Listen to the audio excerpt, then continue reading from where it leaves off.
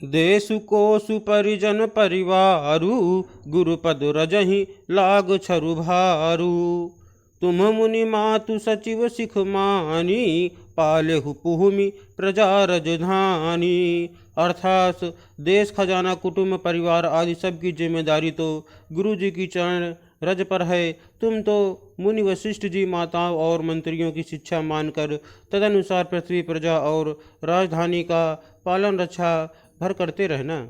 मुखिया मुख सो चाहिए, खान पान कहूँ एक, पालई पोसई सकल अंग, तुलसी सहित विवेक। अर्थात तुलसीदास जी कहते हैं, श्री राम जी ने कहा, मुखिया मुख के समान होना चाहिए, जो खाने पीने को तो एक अकेला है परंतु विवेक पूर्वक सब अंगों का पालन पोषण करता है। राज धर्म सर बसु एतनोई, जिमि मन माह मनोरथ गोई। बंधु प्रबोधु कीन्ह बहु भांति, बिनु आधार मन तो सुन शांति। अर्थात राजधर्म का सर्वस्व सार भी इतना ही है, जैसे मन के भीतर मनोरथ छिपा रहता है। श्री रघुनाथ जी के भाई भरत को बहुत प्रकार से समझाया परंतु कोई अवलंबन पाए बिना उनके मन में न संतोष हुआ न शांति। भरतशील गुरु सचिव समाजू, सकुच स्नेह बिबस रघुराजू। प्रभु करि कृपा पावनी दीन्ही, सादर भरत शीस धरि लीन्ही। अर्थात इधर तो भरत जी का शील प्रेम और उधर गुरुजनों मंत्रियों तथा समाज की उपस्थिति यह देखकर श्री रघुनाथ जी संकोच तथा स्नेह के विशेष वशीभूत हो गए।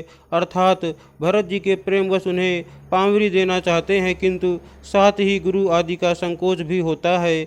आखिर भरत जी के प्रेमवश प्रभु श्री रामचंद्र जी ने कृपा कर खड़ाऊ दे दी और भरत जी ने उन्हें आदरपूर्वक सिर पर धारण कर लिया।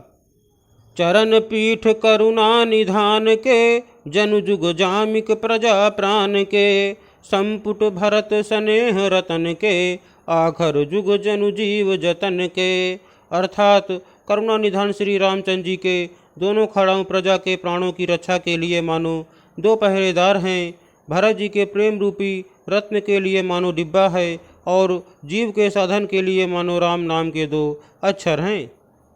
कुल कपाट कर कुशल कर्म के, विमल नयन सेवा सुधर्म के।